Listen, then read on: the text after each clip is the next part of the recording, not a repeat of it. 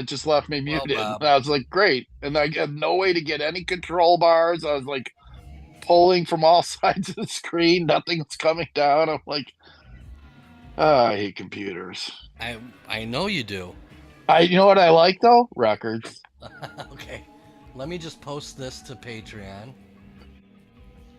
Now that I brought it back around, I can start. Okay, hold on a second.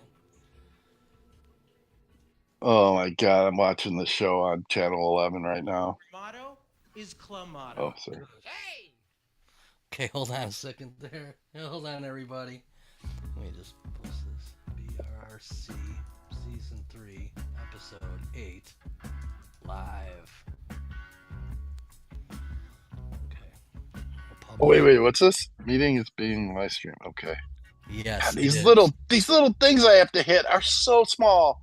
And once again, I have trouble with all buttons. The last few years, it's insane how many times I have to push things. Do you think it's you, Bob? Yes. So okay, so it's not like the system is wrong. You just can't. I'm wrong. God built me wrong for today's digital world. I don't. It's like I'll hit buttons and they'll light up like it knows I touched it, and I'm like, I thought double click ended in the 80s or something. So then I'm like, am I supposed to double click everything I touch? And that doesn't work either.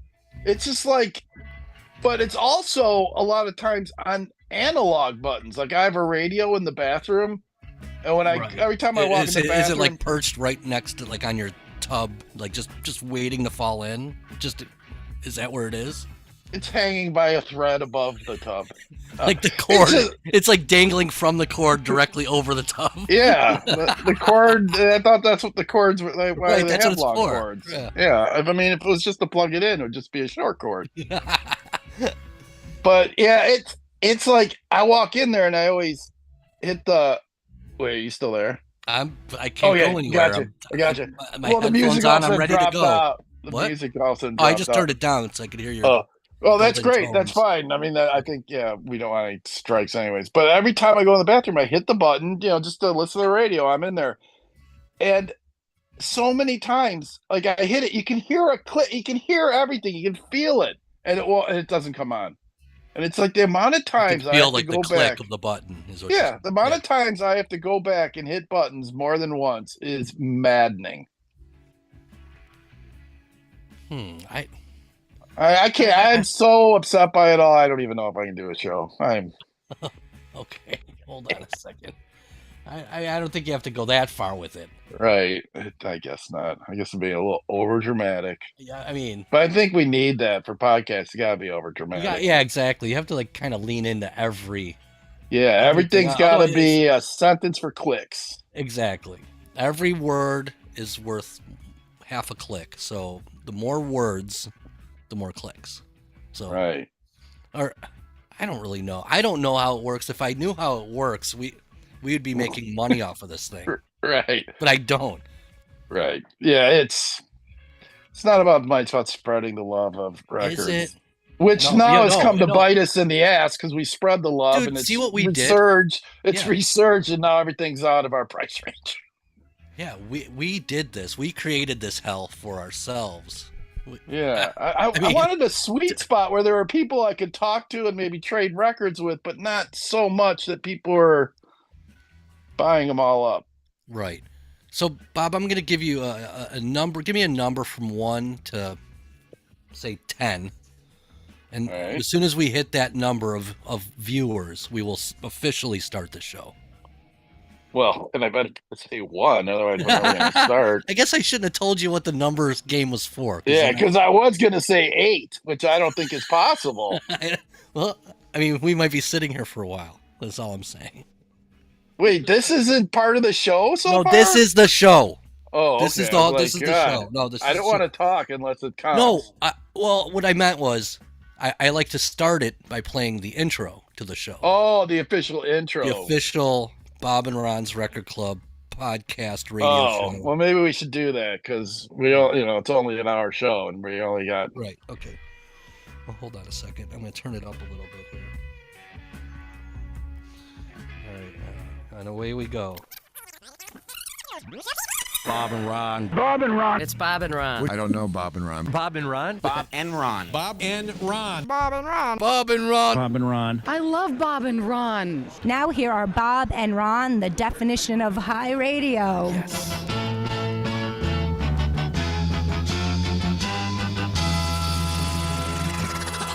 Put your headphones on, get ready to go. Right. Prepare yourself for a stereo show. Okay. The whole world's mad for the modernized sound of the stereo disc and the tape with the earphones, bass on the left side, singing on the right side. La la la la la la la la la la la la la la. Well, let the great experiment begin. You know, when they mixed that song, they should have done that. They should have put the bass on the, what is it? Bass on Left the side and the singing, on the right side. They should have done that as a little audio. At least for that line, yeah. Just for that line. Right. Or at least do the opposite of that, so people would be like, what? They don't. I gotta listen to it off the vinyl again because digital, you never know what happens in digital, true. I feel. But that But that does not happen in the song, right? I'm not. The singing seems to always be stereo, like in my head. That version of the song that we just heard is from vinyl because that's from our original intro that we made. Yeah. Oh, yeah. Right. So, but I'm always wary once it's even introduced to a digital system. Oh, totally. Yeah, that's very true. Because it changes. I mean, just because we play clips from vinyl, I mean, it's like not giving you the experience of hearing your hi-fi play a record, even if we, I mean, if we switch from vinyl to digital on here, I'm sure you could probably tell a difference, but probably not huge maybe, but. Yeah, it's so compressed by the time anyone's listening to this. Right. It's, most people are listening to this on YouTube, on their phones, maybe on headphones. I don't, right? Or in their car. I would think headphones. You're not going to publicly let people know you're listening to this. You're going to put on your headphones. Well, make sure that jack's in tight. Let me just try this then real quick. Left, right, test. Just a simple headphones that are properly wired. Just in case people are listening on headphones. I thought that was Michael McKean doing his Vincent Price impression at first. Here is a simple left and right test. This is the left channel. He's saying it both, right? No, this is perfect. I have headphones on and it's me too. Separated. Left side, right side. No, mine's mono or something. Well, yeah, you don't have a right side. See, that's interesting. Left side. Because I'm listening right side through the mixing board that's going into the. Oh, before the Zoom. Yeah. Yeah, Zoom's probably not stereo. Huh? Oh, yeah, right. Duh. Huh. Well, what about other podcasts that have stereo separation? Oh, fuck. I'm gonna have to. Do they? I don't know. I mean, I've never noticed that. I never noticed the good stereo separation sound of a podcast. I need to listen to. Well, maybe on I'll check out that good. And podcasts I listen. Yeah, the podcast Dead where they play something from vinyl that I know has some left-right separation. I could test it. Yeah. Oh God. Now that I mean, you're in the position I was when I could listen to 3 shows a day because I hadn't heard any of them. But now I've heard all the good old Grateful Dead podcasts. And so now I have to wait 2 weeks. Thank God they finally started a new season. They just started with a 2-part Bob Weir episode. And I mean, it took, 2 weeks for part 2 to come along. Now I'm waiting I can't wait to see what they're going to do this season. Now that they did the Bob Weir, what are they going to do? They going to focus on an album, a tour? What are they going to do? Because it's the 50th anniversary of 76. I don't know if anything real big happened in 76 for the Dead. They didn't have a record. No, they played some good shows. That's for sure. Well, yeah, of course. But I can't wait till next year, the Terrapin, 50 of Terrapin. I'm sure they're going to cover that track by track like they did for all the other records. That's some in-depth stuff. Yeah. But yeah, I really enjoyed that podcast. Besides not just for Deadhead lore purposes and fun tour story. It just when they get into the record and the recording stuff, that's what I really love. Yeah, me too. I mean, even a non-musician music fan such as Bob, you, yes, you could appreciate all those details, even not knowing what a lot of the technical terms. Yeah, just from context, you can get most of it. But like sometimes if they're like talking about the difference between two different chords or a major seventh, what it's going to add. I mean, I'm like, okay, but then can you listen to the song and be like, oh, okay, I kind of hear that. Some things yes, some things no, but the podcast has it all. I mean, it takes you into the music part, and then like I love when you get to hear stories in the background about like they're like just like hanging out lives, putting things together and things behind I mean, the whole podcast is so well done. So in '76 they did release one thing, and that was Steal Your Face, which is a live album from '74 that everyone hates, right? That's like I don't know why. I don't understand why people don't like that. Isn't there something about the mixing or something about the mastering? Something about it that it just sounds bad. Shit, man. I have to go back and listen and do a little research. I don't have it. That's the one Dead album I do not have. I do not have that one. I have every other one up until. Well, actually, I don't have on vinyl, which I never bought at the time because I had it on CD and I was fine with that. In the Dark. Oh, right. And then now it's like, $30 when I see a mid copy or something. I'm like, God damn it, this used to be $7. And I was like, Built to Last, I don't really want. Did Built to Last come out on vinyl? I think it has now. I don't know if it did at the time. I got that for Christmas from my sister on cassette, and it was like in a big box. Well, it looked like a playing card? It came with the deck playing of cards. Deck of cards. Yes. I had that too. I wish I had that. Oh, yeah, I got the cassette somewhere. I'm sure I have the card somewhere, but I ripped apart the box to have to hang the cover on the wall. Idiot. But that record, what's it called? Steal Your Face. I don't have that on vinyl. I'm also missing. There's another one called Early Dead or something. Do you know that? Oh, those two on Sunflower or whatever. Yeah, I have both those. Historic Dead. Yeah, Historic Dead and Vintage Dead. That's it. Yep.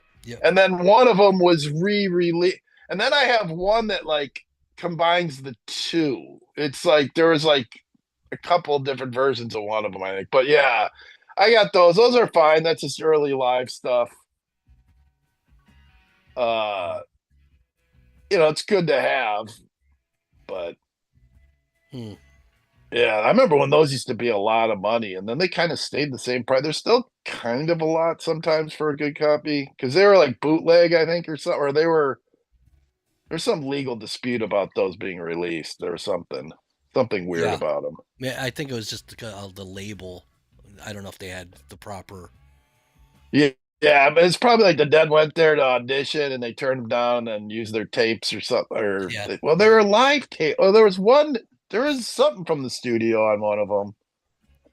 There might have been like two sides of a single they did for them on one side on each of the records. I forget now. But yeah, I got those. But yeah, Steal Your Face is the only one I don't have. Steal Your Face. I've got everything else on vinyl except for Built to Last. I don't have Built to Last. And I don't have Without a Net. I know that came out on vinyl. I have that. I got that back in the time, thank goodness, because I've seen it for a lot now. The original. Yep. I think that's a great record. That's a great live record. That thing's great. I agree. That's a really good starting point if you want to get into what the the kind of the late period debt. Exactly. That's a great example of them just killing it on many songs. Yeah, it's a really good. I mean, all the live. That's all 1989 and 90 live stuff, which is the stuff that I saw live myself a bunch. Right. That was the era that I was seeing the Dead a lot. 89, 90, 91, 92. Yeah, I think it's the European tour of 90. Yeah, it's Yeah, it just says 89 to April 90. Yeah, I mean, I know the cover's a Rick Griffin European Yeah. poster. I think that's a Oh, poster right. they use for the tour. That Well, Tiger and no, stuff. a lot of it's at the Capitol Theater, Cops Coliseum. I was actually at that show. Oh, March 21st, okay. I thought it was 1990. European. Okay, great. No, it was at Hampton, 89. Cops Coliseum, 1990. Capitol Center, 90. Philly Spectrum. Oh, nice. Yeah. I'm gonna have to revisit that. Yeah, it's a good one. I mean, I just without went a through I went through all my Dead records not long ago. I'm always going through something right now. I don't even know what I'm going through right now. See, I got AirPods on tonight, Ron, so I can walk over to my records and see what I've been listening to. Mobile, you know what I was thinking? Mobile. Bob's going mobile. Yeah, we've got to start. Mobile. Yeah, going mobile. Wee-hoo! I always love the air-conditioned gypsy line. God, that's a great record. I mean, I know it's been played to death a lot on the radio and stuff, but that's another one we constantly remind you of. I mean, if you haven't pulled it out a while, put it on your own record player and listen to it because it'll blow you away. Now. It sounds fresh for some reason. Maybe because there is no real classic rock radio anymore. Yeah, I think there is. Hammering these songs into everybody's right. Yeah. Now, like what is classic rock? I think it's moved on more to the 80s and 90s music. Right. So, well, anything that's 20 years or older is considered vintage. So, yeah. Which is I hate when they call 25 years is vintage. That's fine. And you know what? You can call it vintage rock, but classic rock to me is like 60s and 70s. Yeah, and 60s. Early 80s. Yeah, 60s. Yeah, I don't even 80s. I don't count that because I feel classic rock came out in like 80s, there's some the early 80s. Dude, there's some it can't be. Listen, there's some Who, there's some Kinks, some Zeppelin. Well, yeah, bands that started in the 60s. Yeah, I guess you can go up to the end of their career. Anything they play technically still considered counts. Classic rock. Yeah. But even like going into the 80s, you had things like I know this is still Jimmy Page, but like The Firm, where it had members of Bad Company, whatever. I consider that classic rock. That's the 80s. Yeah, Radioactive and all that. Yeah, I guess you're right. Box of Frogs. Yeah. So it's hard to really say. Okay, when does classic rock end? But I hear what you're saying. Yeah. 70s legacy bands that continued on into the 80s. It still counts as classic rock. I think consider classic rock the kind of rock that it's going to be around forever. And I don't see like Bon Jovi. I can't even think of other bands right now. I just always think of them when I think of someone I don't like. But I don't see them being played in 100 years. Every time you do that, you're just like, Bon Jovi. Bands like it's either Bon Jovi and Madonna. Those are your two like. Yeah, those are the two that ruin music. Well, Bon Jovi didn't do anything, but Madonna and MTV and ruined society and music. But that's another story. I mean, they helped, not all alone, but yeah, music definitely changed. It's weird, even though I consider The Firm being classic rock, when I put it on and hear that kind of that drum production, just the production in general is so almost offensive. Right, that's why I can't really consider it classic rock. I mean, technically, I guess it is, but if I was running a classic rock station, it'd be like I guess anything from the beginning could count, but I'd be basically, 65 to 79. Yeah. And just keep it there. There's so much damn music. What about like Van Halen and all? That's still classic rock. I'm not a fan. I know you're not a fan. I'm a fan.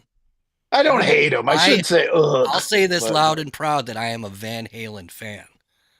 Yeah, I don't know. It's weird that you don't like that.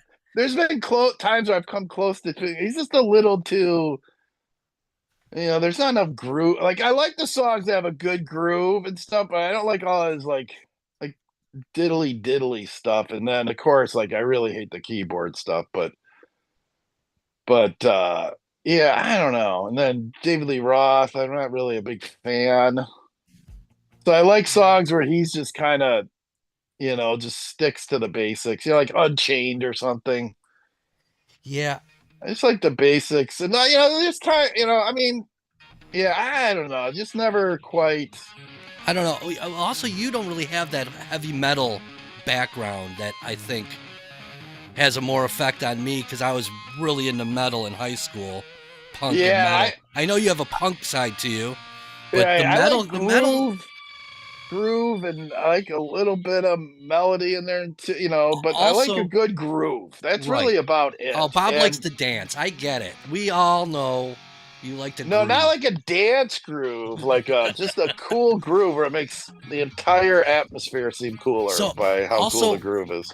I'm a guitar player also, and I've been a guitar player since I was 10. So Van Halen, I mean, dude, it was huge for me.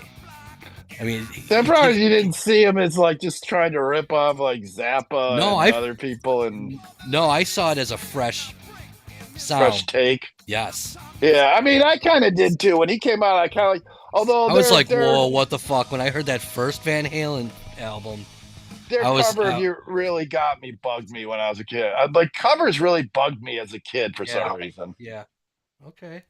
Like covers of songs you knew, I guess. Like when they would do a cover of some song you didn't even realize was a cover, I guess that didn't bother me. But like when it was some huge song you could hear on the radio all the time, and then they do the same thing, and then it's just like, I mean, I like the Kinks version better. But yeah, I don't know. I mean, they're one of those bands. Like, there's a lot of bands that people love that I just didn't like. U2 is another one. Some people love them. I just like, because the guitar, there's no groove like in any. I mean, there's like a few U2 songs where I could say it's got a good groove, and those are, I guess, if I had to pick 5 U2 songs, I just try to figure those out. But yeah, U2, I'm polarized. I like some of it a lot, and I hate most of it. So right, it's weird because like the handful of songs that I really love. And it's not just early stuff. I like stuff on Boy, War, and, even later albums. Unforgettable Fire produced by Eno. And, there's great atmospheric stuff on there that I know it's more Eno's hand, but still, I mean, I can't deny that stuff is really amazing. And I'd probably pick newer stuff of theirs if I had to pick something I had to listen to. Like, stuff that probably doesn't really sound much like them. They were trying to sound different to get like a hit or something. I don't know. But like that early stuff just is so, I don't know, it just becomes like a goop or something to me. But I mean, I'm being very hypercritical here because we're being critics right now. So I'm really. Yeah. Don't it? I can hear him like eating something off the floor, doing something in the kitchen. Yeah, Don't get out of here. There's a lot of U2 that I do like. It's just there's so much that I don't. So I dropped like 2 pieces of dog food the other day, and he will not. And I found one of them, and he just keeps like trying to go under, and like where all this crap is under the kitchen table. It's just like there's no way I'm finding it, and there's no way he's getting it, but he just keeps like. I don't know. He just will not leave it. He's obsessed with it.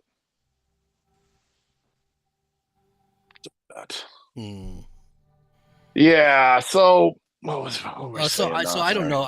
And then I don't know how U2 got brought up. Was that a band that you hate, or? That was just another one of those bands around the same time that came around in the late 70s there. And what, yeah, because they're and so there's the break. There's a break there where I mean, like Def Leppard is U2 is not considered classic rock though, so it's like no, U2 and like Def Leppard, I don't think is classic rock. Although now they're considered it. I never liked them. Def Leppard seemed to come out of the metal scene, right? But I mean, they're on like classic rock stations now, and they're part of that. Yeah.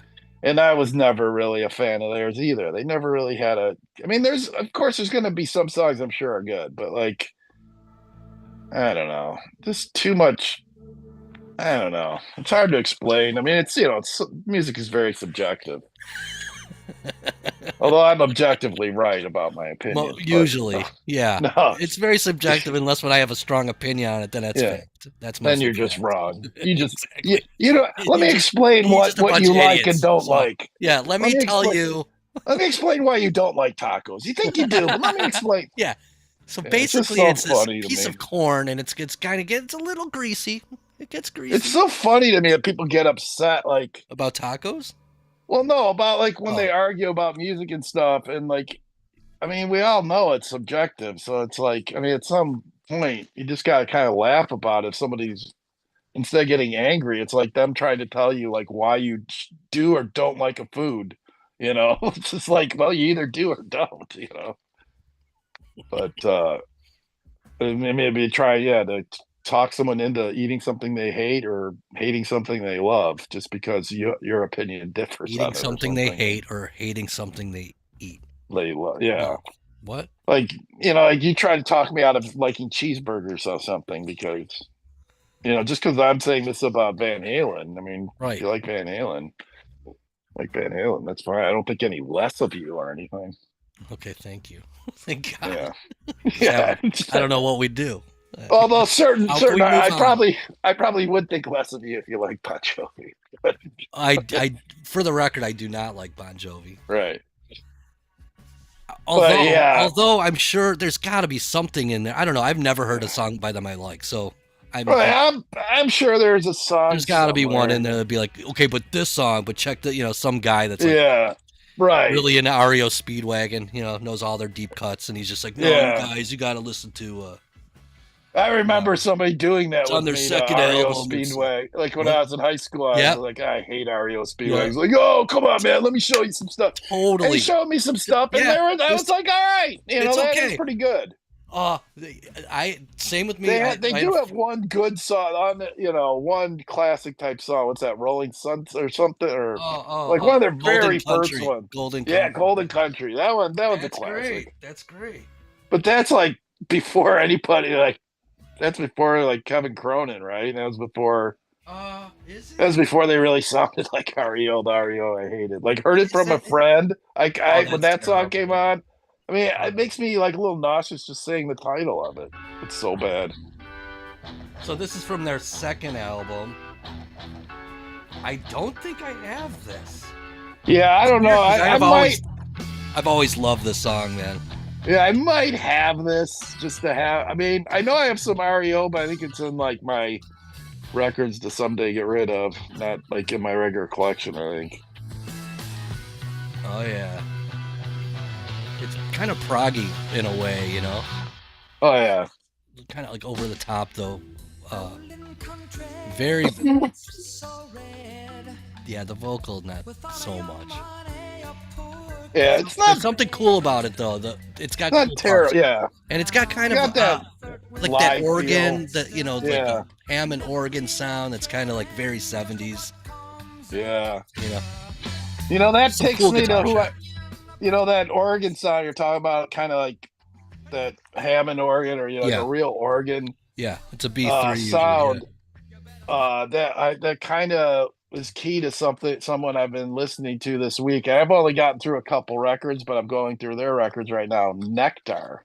Oh yeah, interesting. Now they are a very interesting band because they're English, and they're the type of band that I always think is German because I think they were on German labels and went over there and found some success there.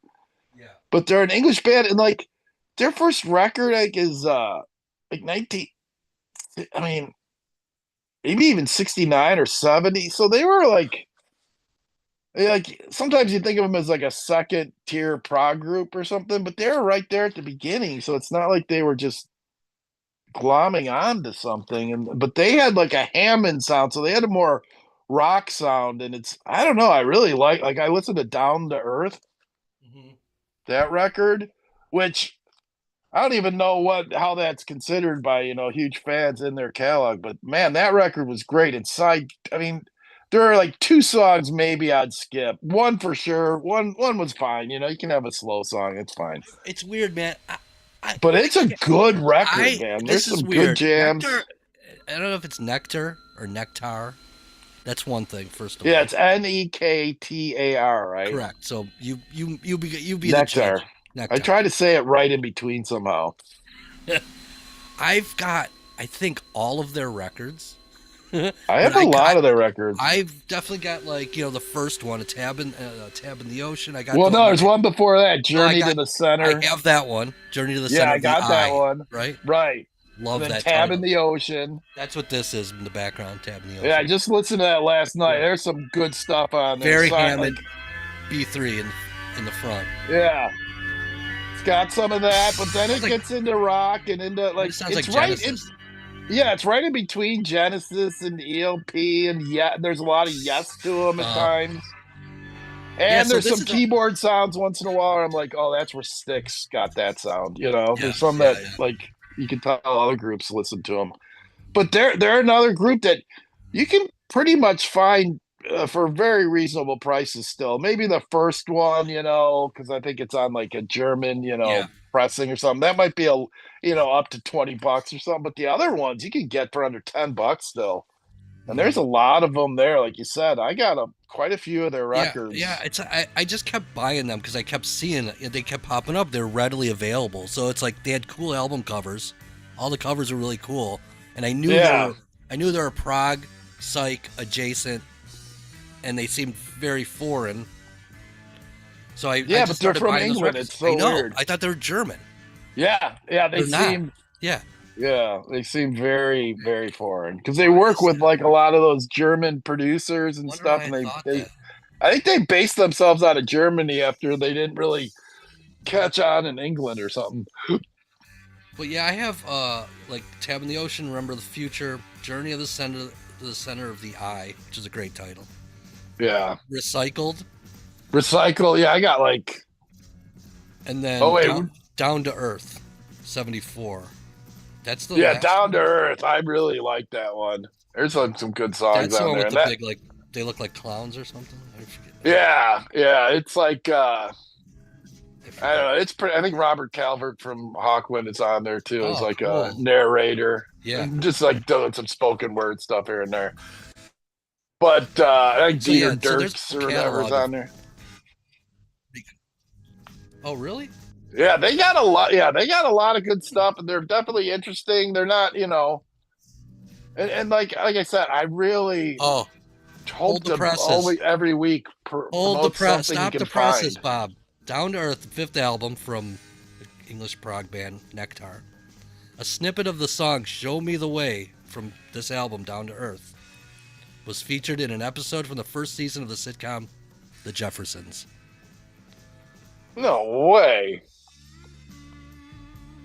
How? Why? Well, Sherman Helmsley was a huge prog rock fan, really into Right, I do know that. I think a lot of people know that story, but if they don't know that story, Sherman Helmsley from the Jeffersons and All in the Family was a huge progressive rock fan, like really into psychedelics, LSD and mushrooms, had like tripped out rooms in his house where you could listen to records, and I've heard all these crazy stories. Really into Gong was his favorite band. Right, I remember reading a story, it's true. And then it's I've totally never true. been able to find it again. Oh I can find it. I'll send it to you. Oh, okay. But so this makes a lot of sense that he was like hanging with revolutionaries or something, right? Yeah, man. Somebody want to take over some country or something, or maybe this country. Yes, this is all. Yeah. So that's weird and cool. I know that's a movie that needs to be made, the Sherman Helmsley movie, because it's like so crazy. People would be like, "What?" I mean, it's kind of like the dad from Alf or something, It's like, wait, what? Like he had this whole other life that you wouldn't imagine for that person. Yeah, man. It's I don't know. And she's dead, right? Sherman Helmsley's dead.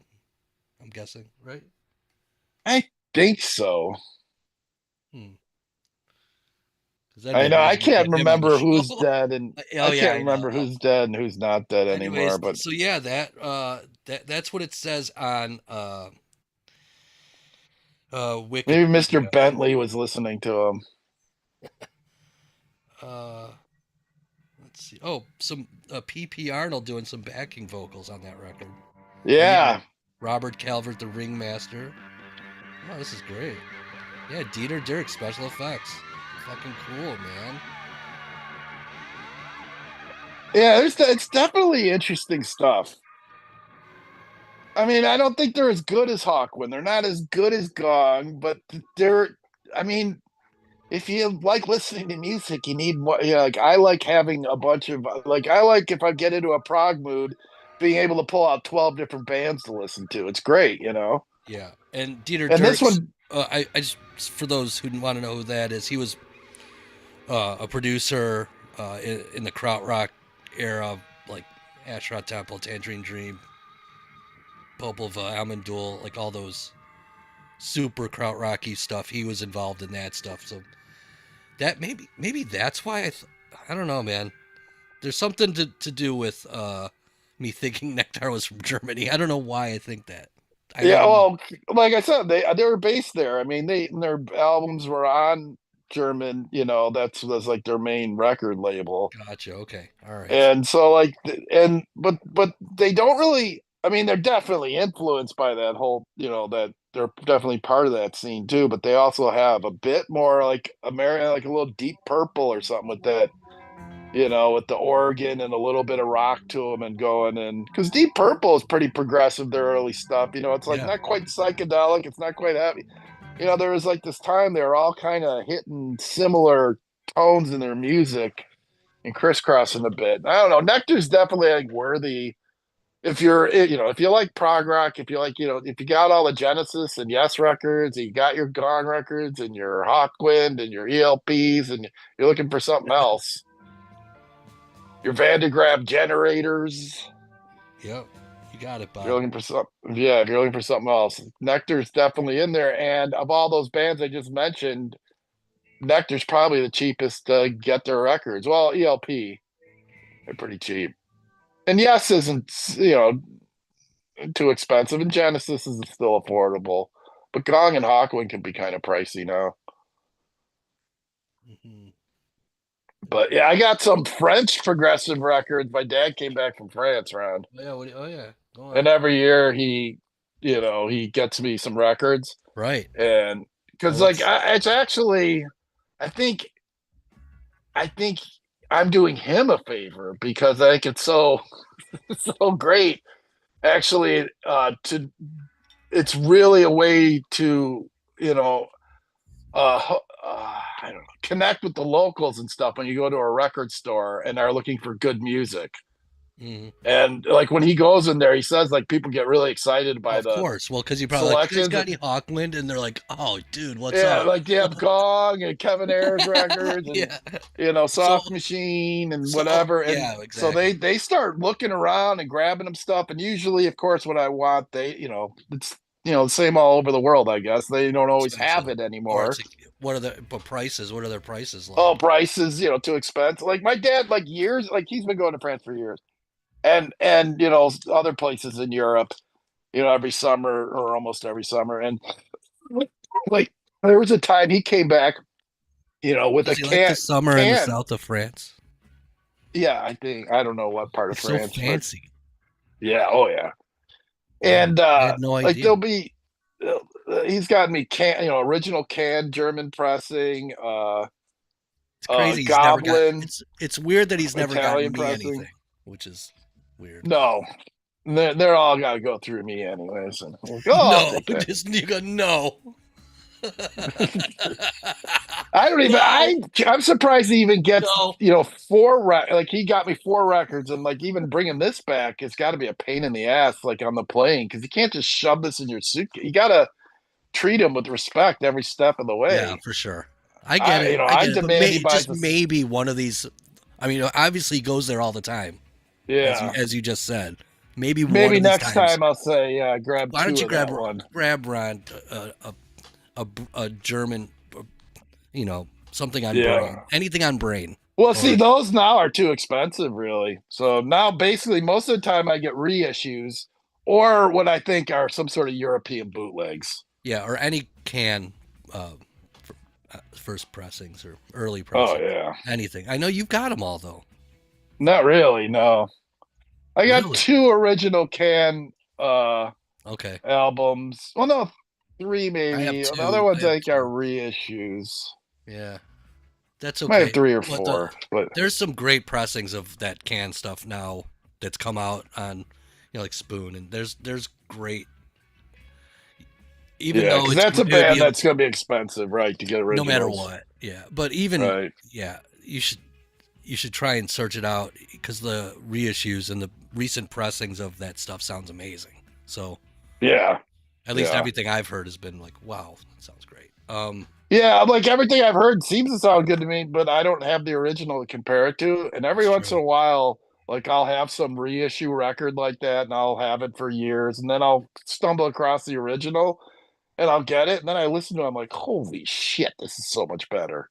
It's Mm, like I thought that other one, I mean, the other one sounds good, I guess, but there's just something about the original that instantly most times sounds better, yeah.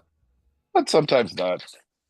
But like I said, like, there's just some records you just got to get the reissue while you can because you're never going to find Just an because of original. scarcity and cost at this point. Right. I mean, it all depends. Yeah. I mean, if you're like, Well, if money's no object, then fine. But I listened to the record, the Dreamies. Do you know that record? oh, Dreamies. I love it. Yeah, so I listened to that the other day, and that's like, of course, it's not an original one because they go for really a lot of money. Oh yeah, and he probably like pressed like a couple hundred of the Yeah. original, right? Or Well, actually, I see the original ones pop. I saw one pop up recently, actually. for how much? I think they wanted $100 for it, which is actually Ooh. not bad. It's not bad if you got to pay like 30 for a reissue. Yeah, because I have that reissue, and it sounds awesome. Yeah, it sounds good, and I mean, Do you have that? I don't know. I don't know what the provenance of that is either. It's some one of these Spain pressings, right? That it's like No, yeah, is that? It's it's like one of these things where I don't know if it's an official or a bootleg or yeah. like a lot of these European things my dad has gotten me, these new reissues, they say on the back, limited edition of 500, which I always think is bullshit. I think that is the bootlegger's way to get like big companies to think, oh, they only made 500, leave them alone. Yeah. So yeah, that Dreamies record is this guy. See, one guy made this record with a bunch of tape loops and an acoustic guitar and a Moog and The TV. yeah, and a TV, like early sampling. It's from like 1974. It came out on a Nothing label, like a private. It's amazing how good the fidelity is. That's what's so cool about this record is because it sounds so good. This guy was like a Beatles obsessive, a home recordist obsessive dude that made these perfect fucking recordings. I love this stuff so much. Yeah, I don't understand how it sounds so good with like all the, like you said, the other stuff he's doing, overdubbing and doing loops and adding TV in the background, blah, blah, blah. And nothing sounds like it degraded. I mean, it sounds like, like 10cc or something. Yeah, it's this guy, Bill Holt, and he just seemed like kind of a really interesting, eccentric dude. And this record is really cool. So if you do see it, there's a recommendation, though. I highly recommend it.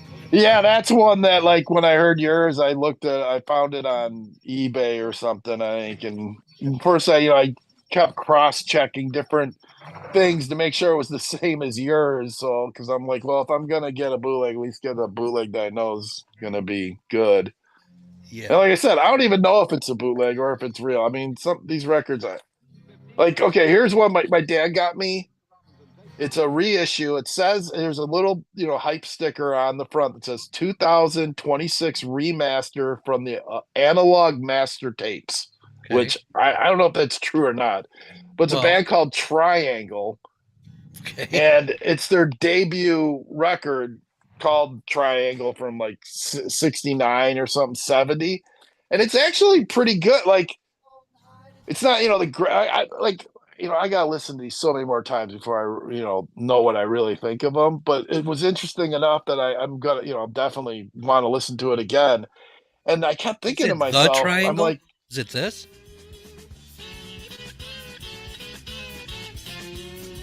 They're French.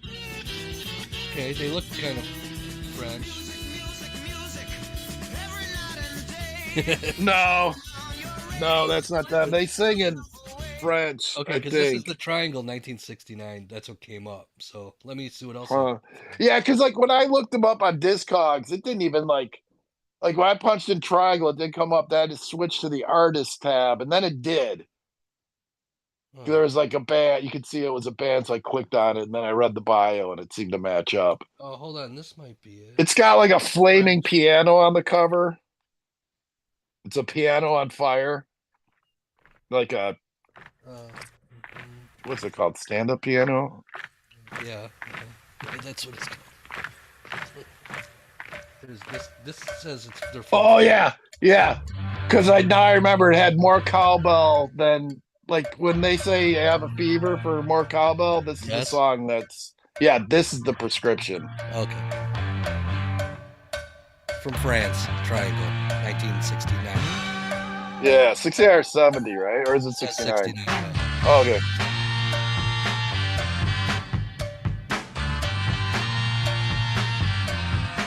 Really working it out, huh?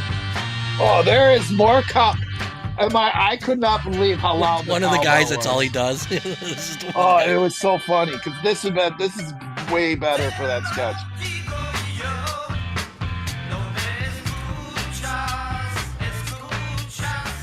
It sounds Spanish. Could that be it? It says French psychedelia. Yeah, I mean, I think they sing a couple in like heavily French accented English, but it had like this kind of had like a deep purplish sort of. I mean, the guy said it was French prog, but it's definitely. See, here's the thing. Oh no! I was trying to explain this to my dad. When you go into a record store and you say, "Oh, he likes gong," there are so many threads you could take from that. Like, oh, he must like acoustic patchouli hippie music. Oh, he must like space rock. Oh, he must like whimsical, funny fairy tale stuff. Oh, he must like. So it depends on what thread you take from gong. It's like that's why I always like have to explain. Like, I like gong, but I only like gong of this type of music, really. So it's like, I mean, well, there's other bands now, but it's like sometimes it's hard to like, because how do I say this? There's many times you can say what influence or like what a band might sound like that might make you think they sound much better than they will, but because it's not like the best parts of all these bands, but they're trying to be these bands, I don't know, it's hard to explain. I get but it. What I'm talking about with gong? Yeah. Yeah, it's like trying to recommend something based on liking gong. It's kind of tough. It's tough. Because where do you go with it? Like I like because there's so many aspects of that band. I mean, I've had my dad's over the years brought back many different recommendations from places he's been. They all been different, and it's like interesting. I mean, that's why I like tell them sometimes, like maybe if they're asking about my taste, explain to them that Stones are my favorite band. So that's gonna throw a curveball. But yeah, so he also got me 2 records by someone named. See, now I'm not able to pronounce this, but Albert Monsieur. Yeah, I think you pronounced Albert correctly. Yeah, Albert Monsieur. MARC, and then OEUR, I think, and like the OE is kind of combined. Like maybe it's a French letter we don't have. I don't know. I know that letter. Yeah. So I mean, his stuff I can't even remember right now, but one of them's from the '80s, and I was like, oh no, but that one I actually think like better. Here is Albert Mar. 74. Yeah, it's very like this stuff I want to listen to many more times because it has and see this is something that's going to throw you maybe down the wrong trail, but there's definitely some Zappa in them, and it's but it's 76.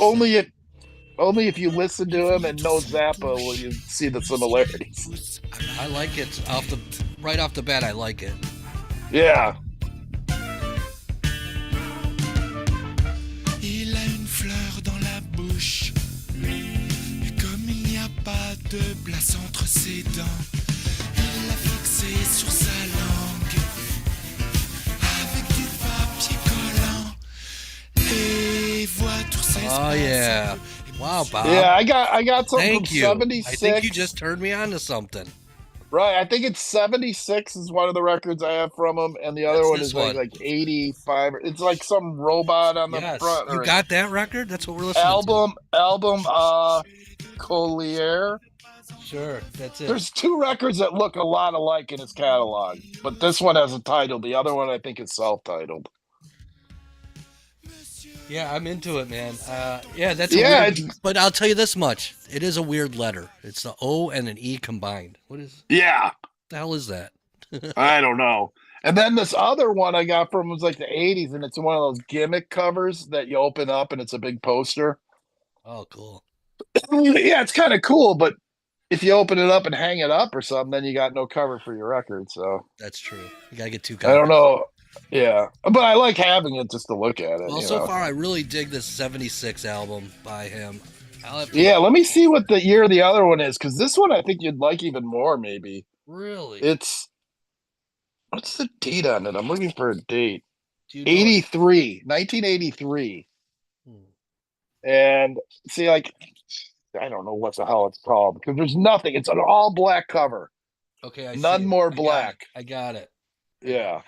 I mean, I've seen all black covers before, but there's nothing on the spine. There's It's nothing. looking at it, anywhere. it's more of a dark gray, like slate color. Yeah, I've seen the pictures. The one I'm holding though is black. All right, calm down. This sounds cool. Hey man, I'm trying to remember if I can remember which song. Like, there are a couple that really stood out. I can't remember now because they're all Frenchy names. But there was some very interesting stuff, and I definitely want to get more of his stuff. I'll just need to learn how to pronounce his name. That's gonna be kind of key. Albert Frenchy Albert guy.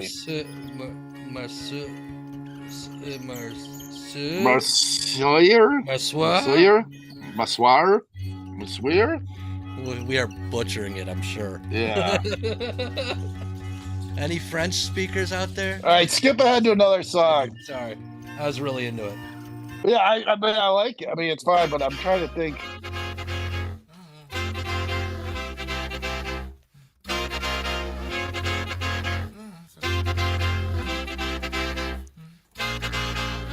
Wow, this is crazy. Yeah. Yeah, I don't recognize this at all. I've only listened to it once. It's so funny. I don't recognize it at all. That's kind of good though, because these are going to be the kind of albums I hear something different every time for a while till they click in.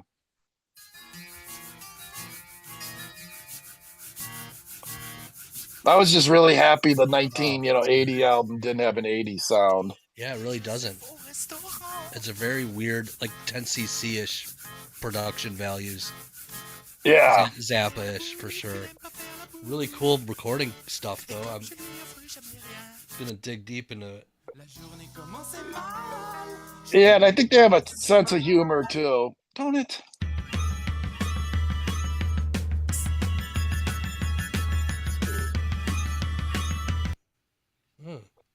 But yeah, they're definitely pretty good. Or he is, I should say. I think it's a he. And then the final record I got, because I had two by him, was, and my dad got me one from this. It's a band. I thought it was just a guy at first. Last time he got me one because of the cover and the name, but it's called Ange, Ange. And this is my least favorite of the French stuff he's gotten so far. So maybe no reason to really play it right now because I wouldn't know what to tell you. But last time he got me an early record. This time he got me one from records. They have he got me the one from '85 called Foo, F-O-U. And that has an 80 sound. It doesn't really sound really progressive, but I listened to the whole thing and at first I thought I wasn't gonna like it. And then by the end I was like, you know, if I had my mindset on listening to maybe something from the new wave era, I might have liked it more. Because it was more like they were trying to maybe change their sound from progressive to get a little more new wave or something. But not real quirky or anything, but I don't know, but that's the records he brought that's back this time. so it was. That's pretty cool, man. You got. I mean, that's kind of a good little section of music that you got that I've never really. I mean, the Nectar. So what were the albums? Nectar. The albums that my dad got me. Yeah. The ones he got. No, Nectar. Triangle? I've been listening on my own. Okay, gotcha. So Triangle. That Ange, A-N-G. Right, and then the other one was Albert Marcio. M-A-R-C. That O-E-U-R.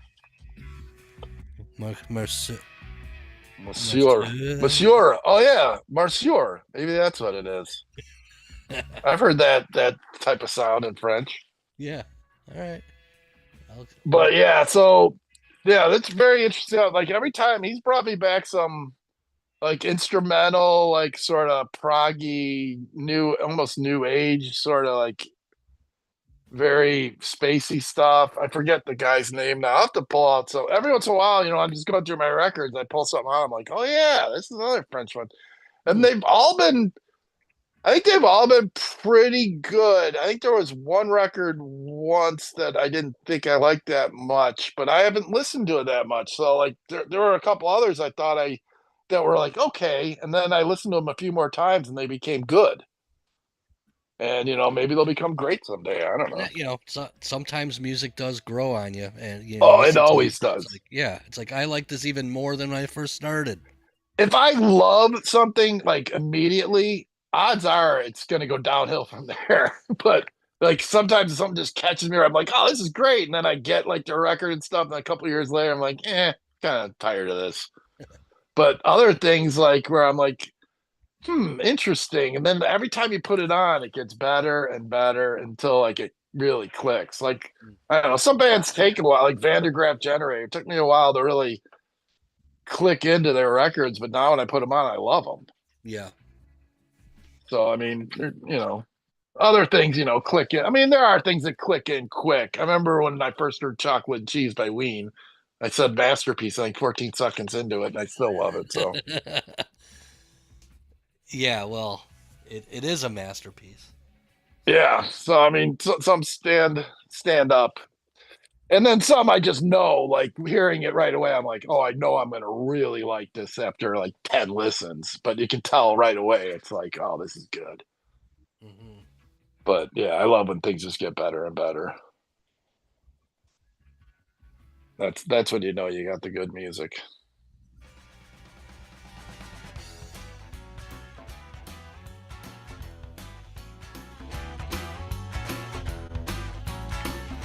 Yeah, I remember when we got this record. I remember when it came out. Oh, yeah.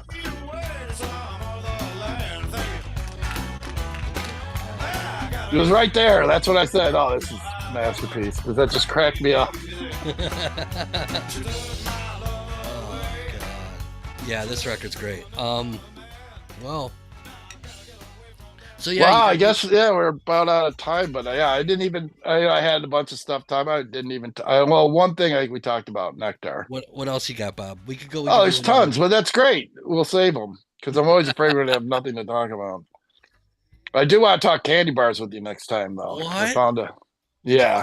Well, just tell me now. Well, okay, I'm not gonna. Well, I've been into lately. Just to try. I'm not like into candy bars like you are, but. When I see something different or it looks interesting, I'll check it out. So I've been checking out different Cadbury's. Okay, go on. They have these different types of chocolate bars like that are like very airy and then just like sort of like turn into like they just liquefy in your mouth almost. They're very good. And then they got this other one that's like if you took like a razor blade and just like shaved a chocolate bar. And then push those shavings together into a chocolate bar. They got one like that. Right. And it's just like, they got these weird stuff, but they're very good. And I was wondering if you've ever had any of them. Okay. What is it called? You're being very... One's a Wispa. Okay. Wispa. One's a... See, and then there was a Snickers bar I tried that was from Brazil that when I looked at the translation, it said the flavor was boy's foot. So I was like, wait, what? But it's a Snickers bar that I think it was like the same, basically the same as a normal Snickers, but no nougat. It was just the caramel and the peanuts in the mush. I don't know. It was good. The mush. I think it might have been supposed to be like a peanut brittle flavor. I don't know. I don't know. I thought I saved some wrappers here so I know the names of all these candy bars, but I'll figure them out. I'll get more and talk to them on a future episode. Okay. All right. But yeah, I just assumed that maybe you had these, but that's good that you haven't. So maybe we could try them. But yeah, there's just I don't know. There's other records I've been listening to and stuff, and just good stuff. It's all evergreen though. Yeah, for sure. I like when we don't get to anything. Yeah, I've actually been listening to a lot of records lately, so I've got like a whole bunch, I guess. You know, anybody you've been going through this week, just to give some people ideas what to listen to? I went through some Joni Mitchell records, and let's see. I can't get enough of that song "Jungle Line" for sure. Yeah. That's a Joni Mitchell song. I crank up so loud. It sounds weird to crank up that Joni, but yeah, the hissing Jungle of Line summer sounds lawns. so good. Yeah, that whole record is great. Yeah, those drums that's are one so of the, good. Yeah, I was listening to that one, Cord and Spark. Yeah, just great stuff. Yeah, I went through her stuff. I don't know, within the last year. I got most of her stuff up to about the mid '80s, I think. Yeah, same here. There's definitely some more that I would need. Yeah.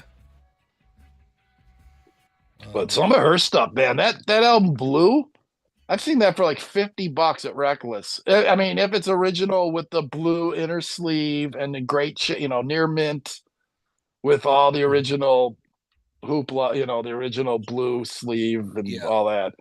I have that. It goes. Yeah, I got it too with the original blue inner sleeve. So, yeah. But I'm not gonna sell it, I guess. But it's tempting. Oh, speaking of sell, Ron, I am putting together records. I got 10 Japanese records to bring to your store. Although the one thing I forgot about was, okay, of course I'm checking the copies that I'm bringing because I don't want to like something bad. I've already found 2 with skips. I was like, what the fuck? But don't bring me those. I forgot that just before I bring these, I have to make sure the copies I'm keeping don't have skips. So I have to double listen to everything. But I've gone through about 7 of the 10. I still got like a few more. So tomorrow night I'll try to get through those. All right, sounds good. So, yeah, dude, wait. Oh man, some of the stuff just sounds so good. It just sounds so good. I needed myself. Yeah. But all right, dude. All right, Bob. We'll call this meeting adjourned. All right, good job, everybody. Thanks for tuning in, all you guys out there. Yeah, I hope we gave you some ideas of something to listen to. Bob and Ron's Record Club, Gmail. Yeah. Hit us up on Patreon in the Discord. Any questions? Any bands you've been any questions? Any bands you've been listening to that maybe you never really haven't heard us mention in a while that you've been getting into? Like, well, I didn't even bring up the giant playlist that I put up. Our number one fan, Jeff, made this amazing, went back to the original radio show playlists of all the songs we played on the original radio show.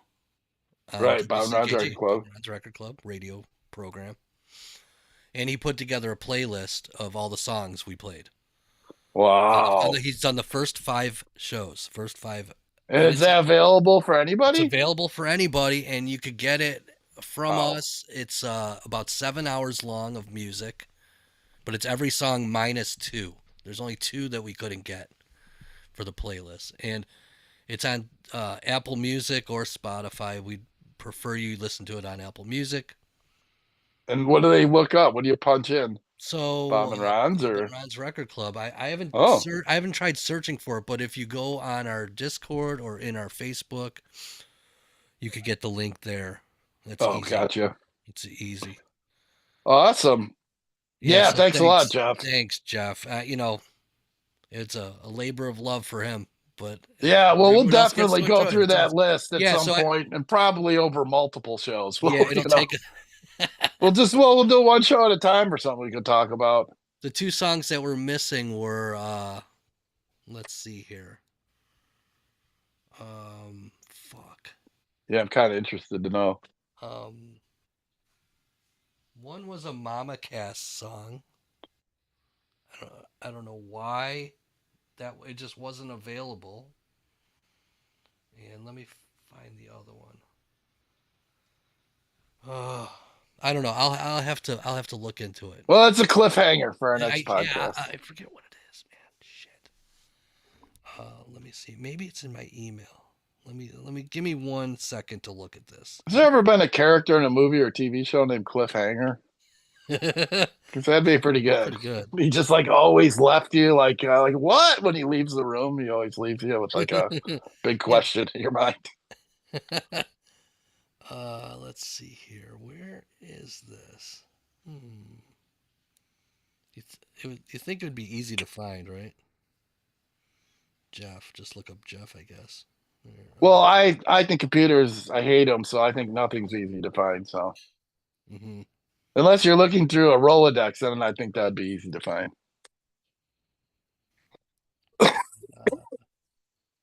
Okay, well, yeah, playlist.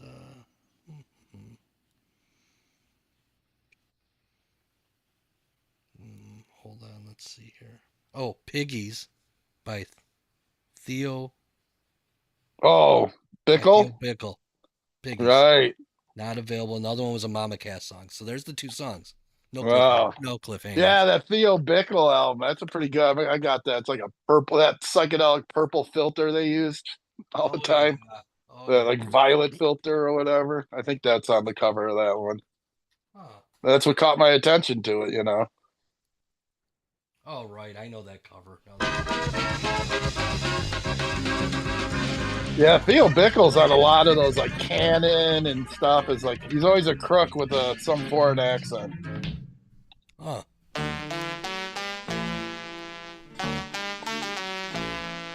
Have you seen the little piggies crawling in the dirt? And for all the little piggies, life is getting. Oh, we're gonna be shut down. Totally, I know. I can't. If that's not available on that's Apple enough. Music, we'll be that's shut enough. down.